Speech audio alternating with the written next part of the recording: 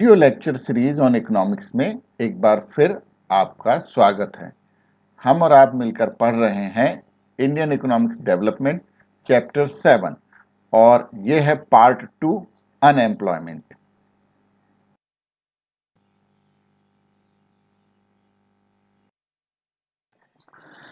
गरीबी के अनेक रूप होते हैं।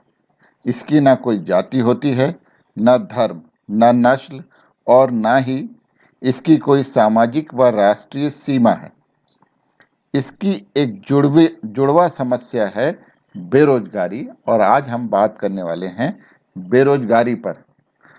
प्रत्येक देश को किसी न किसी रूप में इस समस्या का सामना करना पड़ता है, चाहे वह देश विकसित हो या विकासशील।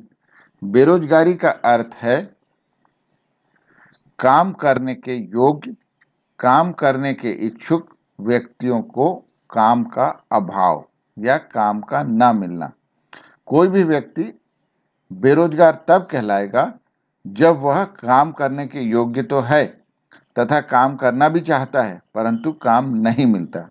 अतः बच्चों, बूढ़ों, बीमारों, अपाहिजों, पागल, साधु संतों, भिखारियों आदि को बेरोजगार नहीं कहा जा सकता, क्योंकि या तो ये काम करने के अयोग्य हैं अथवा काम करना नहीं चाहते। संक्षेप में, वह व्यक्ति बेरोजगार है जो शारीरिक व मानसिक दृष्टि से काम करने की क्षमता रखता है एवं काम करना चाहता है, परंतु उसे काम नहीं मिलता है अथवा काम से अलग होने की बाध्यता है। लॉर्ड विलियम ब्रिज कहते हैं, बेरोजगारी समाज का सबसे भयंकर शत्रु एवं दानव है। बेरोजगारी का अर्थ सामान्यतः जब एक व्यक्ति को अपने जीवन निर्वाह के लिए कोई काम नहीं मिलता तो उस व्यक्ति को बेरोजगार और इस समस्या को बेरोजगारी की समस्या कहते हैं। अर्थात जब कोई व्यक्ति कार्य करने का इच्छुक है और वह शारीरिक मानसिक रूप से कार्य करने में समर्थ भी है, लेकिन उसको कोई कार्य नहीं मिलता जिससे वह जीविका कमा सके, तो इस प्रकार की समस्या को बेरोजगारी की समस्या कहते हैं। यहाँ बॉक्स में क्लासिफिकेशन ऑफ अनएम्प्लॉयमेंट दिखाया गया है। अनएम्प्लॉयमेंट बेरोजगारी है जिसके दो प्रकार होते हैं, ऐच्छिक और अनैच्छिक। इनवॉलेंट्री यानी अनैच्छिक बेरोजगारी और वॉलेंट्री यानी ऐच्छिक बेरोजगारी। अनैच्छिक बेरोजगारी वे है जब योग्यता होने के बाद भी हमें काम ना मिलता हो, और वॉलेंट्री बेरोजगारी वे हैं जब हमारे पास काम करने की इच्छा ही नहीं है। इसका सब क्लासिफिकेशन किया गया है इनवॉलेंट्री अनएम्प्लॉयमेंट का: classical, disguised, structural, seasonal and frictional unemployment. Bharat में बेरोजगारी के निम्न प्रकार पाए जाते हैं। पहला है संरचनात्मक बेरोजगारी, structural unemployment. Structural unemployment occurs when the demand for the labor is less than the supply of labor in an individual labor market। अर्थात जब किसी देश में पूंजी का अभाव या साधनों के सीमित होने के कारण बेरोजगारी उत्पन्न होती है तो इसे संरचनात्मक बेरोजगारी कहते हैं। इस प्रकार की बेरोजगारी विकासशील एवं विकसित दोनों देशों में पाई जाती है। अब आते हैं हम अगले अदृश्य बेरोजगारी में। जैसा कि नाम है, यह बेरोजगारी दिखाई तो नहीं देती है, परंतु बेरोजगारी वास्तव में होती है। किसी निश्चित क्षेत्र में आवश्यकता से अधिक लोगों को रोजगार पर लगे रहना, जिनकी सीमांत उत्पादकता शून्य होती है, अदृश्य बेरोजगारी कहलाती है। अदृश्य बेरोजगारी विशेष रूप से कृषि क्षेत्रों में पाई जाती है। इसे थोड़ा सा समझ लेते हैं। जैसे कृषि क्षेत्र में काम करने के लिए दो व्यक्तियों की जरूरत है, परंतु कृषि क्षेत्र में पूरा परिवार काम करता है, तो जो अन्य लोग हैं वे अदृश्य बेरोजगारी के अंतर्गत आएंगे। मौसमी बेरोजगारी या सीजनल अनएम्प्लॉयमेंट।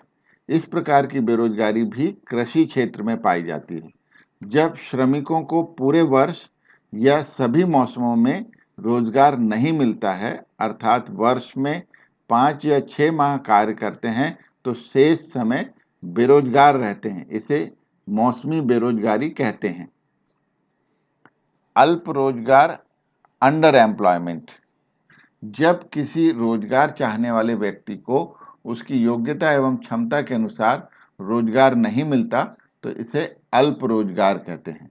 खुली बेरोजगारी, जब कोई शारीरिक एवं मानसिक रूप से स्वस्थ व्यक्ति कार्य करने को इच्छुक हो लेकिन उसे काम ना मिले तो इसे खुली बेरोजगारी कहते हैं। भारत में इस प्रकार के बेरोजगारों की संख्या बहुत अधिक है।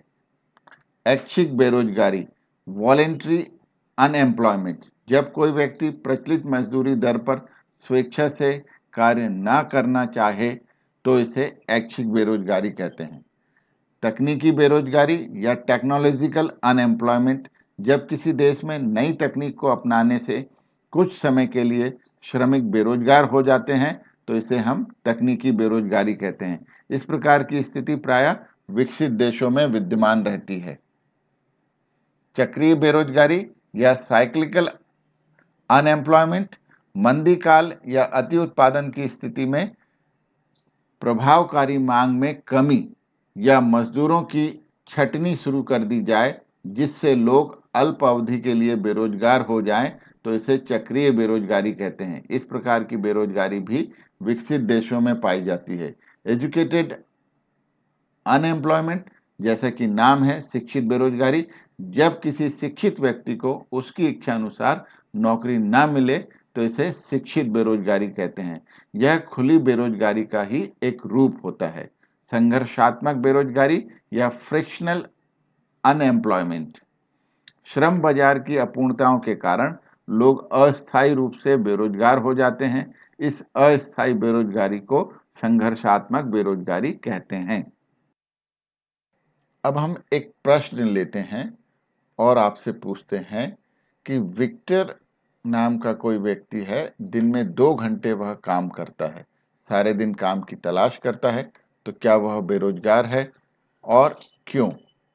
या विक्टर जैसे लोग किस प्रकार के काम करते होंगे, यह आपको बताना है।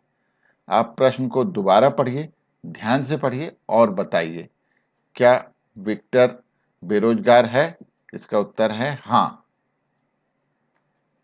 विक्टर बेरोजगार है क्योंकि वह अपनी पूर्ण क्षमता के अनुरूप काम नहीं कर रहा है। क्योंकि विक्टर को क्षमता योग्यता अनुसार काम नहीं मिला तथा बाकी सारे समय काम की तलाश में रहता है, जबकि एक नियोजित व्यक्ति रोज 6 से 8 घंटे काम करता है। अतः यह स्थिति बेरोजगारी का एक प्रकार ही है। नोट: एक अलग मत के अनुसार किसी बेरोजगार व्यक्ति की पहचान विभिन्न तरीकों से की जाती है। अर्थशास्त्री उसे बेरोजगार कहते हैं जो आधे दिन की अवधि में 1 घंटे का रोजगार भी नहीं कर सकता है, नहीं आ पाता है। इस मतानुसार विक्टर को बेरोजगार नहीं माना जाएगा क्योंकि दिन में उसे 2 घंटे का काम मिलता है। परंतु विक्टर इस प्रश्न के अनुसार सारे समय काम की तलाश में रहता है और यह स्थिति बेरोजगारी का एक प्रकार ही है। विक्टर पार्ट टाइम नौकरी कर सकता है, अखबार बेच सकता है, रेस्टोरेंट में काम कर सकता है, कोरियर बांट सकता है, घरेलू सेवा के बहुत से पार्ट टाइम काम कर सकता है, दफ्तर डिस्पेंसरी में काम कर सकता है इत्यादि। हमने बेरोजगारी क्या है ये देख लिया, बेरोजगारी के प्रकार देख लिए। जब बेरोजगारी है तो बेरोजगारी के कारण भी होंगे। भारत में बढ़ती हुई बेरोजगारी के हम यहाँ आपको कारण बताने जा रहे हैं। ये सभी कारण बड़े सरल और सेल्फ एक्सप्लेनेटरी हैं, आप इसे आसानी से जान सकते हैं, इसलिए केवल कारण यहाँ पर बताए जा रहे हैं। विवरण आप स्वयं देखिएगा, आप स्वयं पढ़िएगा। पहला कारण है धीमा आर्थिक विकास, स्लो इकोनॉमिक ग्रोथ। दूसरा कारण है जनसंख्या में तीव्र वृद्धि, रैपिड ग्रोथ ऑफ पॉपुलेशन। तीसरा कारण है कृषि एक मौसमी व्यवसाय, एग्रीकल्चर अ सीजनल ऑक्यूपेशन। चौथा कारण है सिंचाई सुविधाओं की कमी, लैक ऑफ इरिगेशन फैसिलिटीज। संयुक्त परिवार प्रणाली, ज्वाइंट फैमिली सिस्टम पांचवा कारण है। छठवां कारण है कुटीर और लघु उद्योगों का पतन, decline of cottage and small industries. कोई समस्या है और समस्या के कारण हैं तो उसके समाधान भी जरूर होते हैं। तो आइए हम चर्चा करते हैं बेरोजगारी के समाधान पर। प्रत्येक समस्या का समाधान उसके कारणों में छिपा होता है। अतः यदि ऊपर कथित कारणों पर प्रभावी रोक लगा दी जाए तो बेरोजगारी की समस्या का काफी सीमा तक समाधान हो सकता है। व्यावसायिक शिक्षा, लघु उद्योगों को प्रोत्साहन, मशीनीकरण पर नियंत्रण, रोजगार के नए अवसरों की तलाश, जनसंख्या पर रोक आदि उपायों को शीघ्रता से लागू किया जाना चाहिए। जब तक इस समस्या का उचित समाधान नहीं होगा तब तक समाज में ना तो सुख शांति रहेगी और ना ही राष्ट्र का व्यवस्थित एवं अनुशासित ढांचा खड़ा हो सकेगा। स्किल डेवलपमेंट योजना आगे चलकर बेरोजगारी की समस्या का समाधान कर सकती है। हम भारतीयों को स्वयं को ज्ञान और नए आविष्कारों के माध्यम से इतना सक्षम बनना होगा जिससे विश्व भर के बड़ी कंपनियों को हमारी ताकत का पता चल सके और वह भारत में निवेश करे तथा अपनी कंपनियां शुरू करें। हमारे देश के लोगों को करियर के नए अवसर प्राप्त होंगे और हमारे देश को विकसित होने में मदद मिलेगी। हाल ही में सरकार ने भी भारत के नौजवानों को आगे ले जाने के लिए कई प्रकार की योजनाएं शुरू की हैं, जैसे प्रधानमंत्री कौशल विकास योजना, मुद्रा लोन योजना, आवास योजना, बेटी बचाओ बेटी पढ़ाओ अभियान, सुकन्या समृद्धि योजना इत्यादि। लोगों को सरकार की इन योजनाओं से जुड़ना चाहिए और इन योजनाओं के माध्यम से आने वाली पीढ़ी को शिक्षित बनाना चाहिए जिससे वह हमारे देश का भविष्य बन सके। हम कह सकते हैं कि भारत में बेरोजगारी की समस्या एक महत्वपूर्ण चरण में पहुंच गई है, लेकिन अब सरकार और स्थानीय अधिकारियों ने इस समस्या को गंभीरता से लिया है और बेरोजगारी को कम करने के लिए इस पर काम कर रहे हैं। इसके अलावा बेरोजगारी के मुद्दे को पूरी तरह से हल करने के लिए बेरोजगारी से निपटना होगा। सबसे बड़ा जो कारण है वो है विशाल आबादी।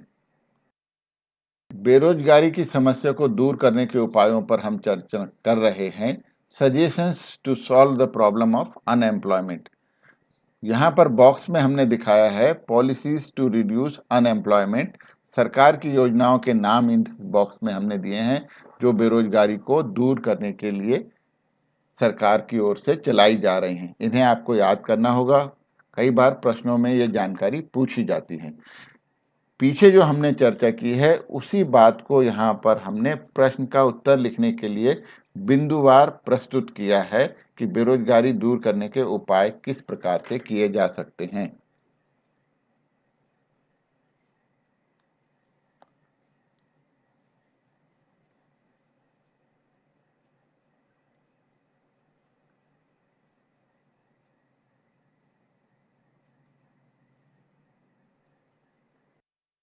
फिर से हम प्रश्न लेते हैं। शहरी महिलाओं की अपेक्षा ग्रामीण महिलाएं काम करती हुई अधिक दिखाई देती हैं, क्यों?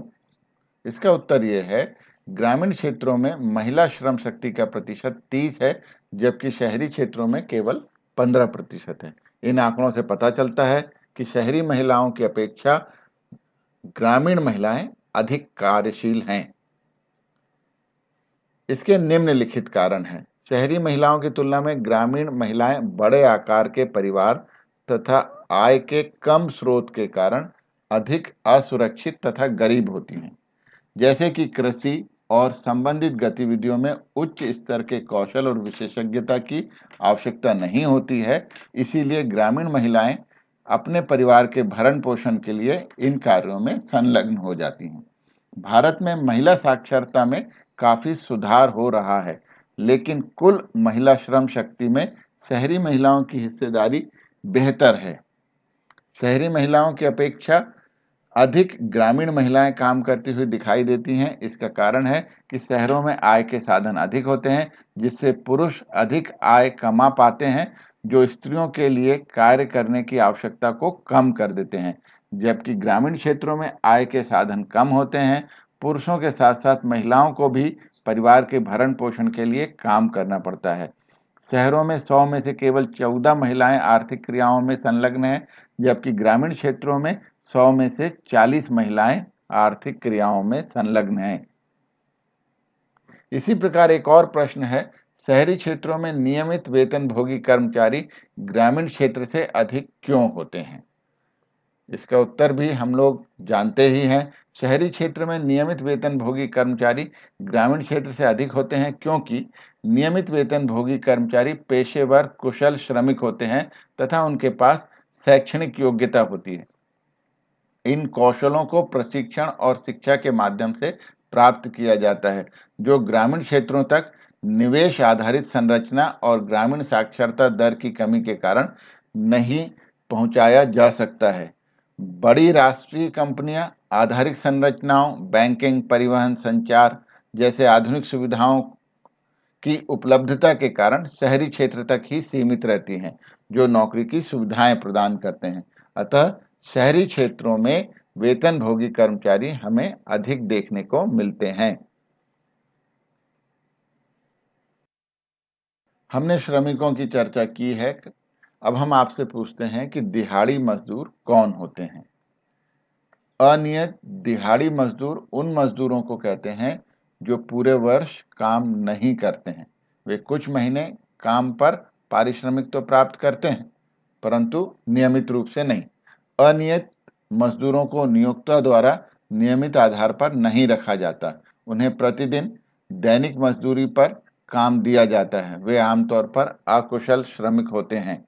उदाहरण के लिए एक निर्माण स्थल पर काम कर रहा श्रमिक। अनियमित दिहाड़ी मजदूर वह मजदूर होते हैं जो अन्य लोगों के अधीन अनियमित रूप से कार्य करते हैं और इसके बदले में पारिश्रमिक प्राप्त करते हैं। इस प्रकार के मजदूर गैर सरकारी क्षेत्रों में पाए जाते हैं। अतः ऐसे मजदूरों को हर दिन काम का पारितोषिक दे दिया जाता है और उन्हें पूरे वर्ष में कब और कितने दिन कार्य मिलेगा, यह निश्चित नहीं होता है। अनौपचारिक क्षेत्र की हम काफ़ी चर्चा कर चुके हैं, तो अब आपसे पूछते हैं कि आपको यह कैसे पता चलेगा कि कोई व्यक्ति अनौपचारिक क्षेत्र में काम कर रहा है? इसका उत्तर है, अनौपचारिक क्षेत्र में काम कर रहे श्रमिक की विशेषताओं से पता चलेगा। उसकी विशेषता होती है कि इस क्षेत्र में 10 या 10 से कम श्रमिकों को काम पर रखा जाता है। इस क्षेत्र में लाखों किसानों, मजदूरों, छोटे उद्यमों के मालिक और स्वनियोजित श्रमिकों को रखा जाता है। अनौपचारिक क्षेत्र में कार्यरत एक कर्मचारी सामाजिक सुरक्षा लाभ जैसे प्रोविडेंट फंड, ग्रेजुइटी, पेंशन आदि सुविधा का लाभ नहीं उठा पाता। अनौपचारिक क्षेत्र में कार्यरत श्रमिकों का आर्थिक हित न्यूनतम मजदूरी अधिनियम के अलावा किसी भी श्रम कानून से संरक्षित नहीं है। इसीलिए अनौपचारिक क्षेत्र के श्रमिकों को बाजार की अनिश्चितताओं से अवगत कराया जाता है तथा सौदेबाजी की क्षमता कम होती है। हमें निम्नलिखित तथ्यों से पता चलेगा कि कोई व्यक्ति अनौपचारिक क्षेत्र में काम कर रहा है। अनौपचारिक क्षेत्र में निजी लोगों का अस्तित्व होता है। अनौपचारिक क्षेत्र में सामाजिक सुविधाओं का अभाव रहता है। अनौपचारिक क्षेत्र की आय औपचारिक क्षेत्र की तुलना में कम होती है। अनौपचारिक क्षेत्र में 10 या 10 से कम व्यक्ति काम पर लगे होते हैं। अनौपचारिक क्षेत्र श्रम कानूनों को पूरी तरह से सख्ती से लागू नहीं किया जा सकता। अनौपचारिक क्षेत्र में भेदभाव की नीति अपनाई जाती है। अनौपचारिक क्षेत्र में सुरक्षा का अभाव पाया जाता है। ये सभी कारण हैं जिनसे हम पता लगा सकते हैं कि कोई व्यक्ति अनौपचारिक क्षेत्र में काम कर रहा है या नहीं। अब नया प्रश्न हम लाए हैं आपके लिए।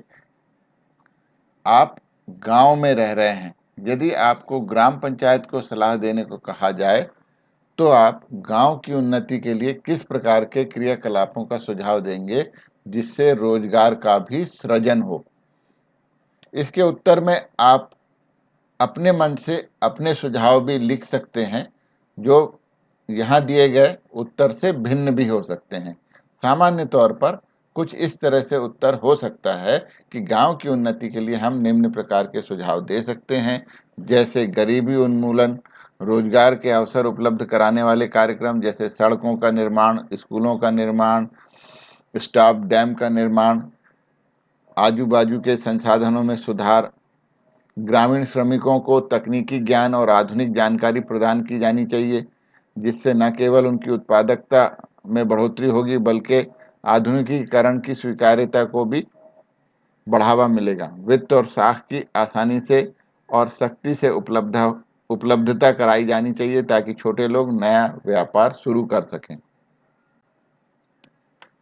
अब प्रश्नों से अलग हम एक नया टॉपिक ले रहे हैं, सरकार और रोजगार सृजन। ये हमारा अंतिम टॉपिक है।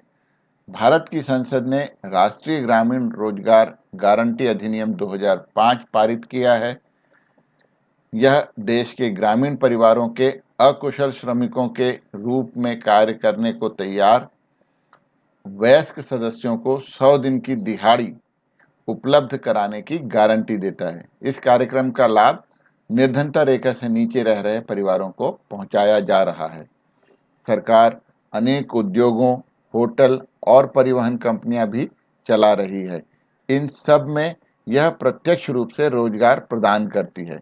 जब सरकारी उद्यम में उत्पादन के स्तर में वृद्धि होती है तो इन उद्यमों को सामग्री की पूर्ति करने वाले निजी उद्यमों को भी अपना उत्पादन बढ़ाने का अवसर मिलता है। इससे अर्थव्यवस्था में नए रोजगार के अवसर उत्पन्न होते हैं। यह सरकार द्वारा अप्रत्यक्ष रूप से अर्थव्यवस्था में रोजगार के अवसरों का सृजन है। अध्याय 4 निर्धनता में आपने ध्यान दिया होगा कि सरकार द्वारा गरीबी निवारण के लिए चलाए जा रहे अनेक कार्यक्रमों का क्रियान्वयन भी रोजगार सृजन के माध्यम से ही होता है। उन्हें रोजगार सृजन कार्यक्रम भी कहा जाता है। इस तरह के कार्यक्रम केवल रोजगार ही उपलब्ध नहीं कराते, इनके सहारे प्राथमिक जन स्वास्थ्य, प्राथमिक शिक्षा, ग्रामीण आवास, ग्रामीण जलापूर्ति, पोषण, लोगों की आय तथा रोजगार में सृजन करने वाली परिसंपत्तियों खरीदने में भी सहायता तथा दिहाड़ी रोजगार के सृजन के माध्यम से सामुदायिक परिसंपत्तियों का विकास, गृह और स्वच्छता सुविधाओं का निर्माण, गृह निर्माण के लिए सहायता, ग्रामीण सड़कों का निर्माण और बंजर भूमि आदि के विकास के कार्य पूरे किए जाते हैं और विभिन्न योजनाओं के माध्यम से सरकार रोजगार का सृजन भी करती है। आज का पाठ और आज की बात बस यहीं तक। Thanks for watching. Stay safe and remember, education, your door to future. This is Rakesh Kumar Sharma, Nainpur.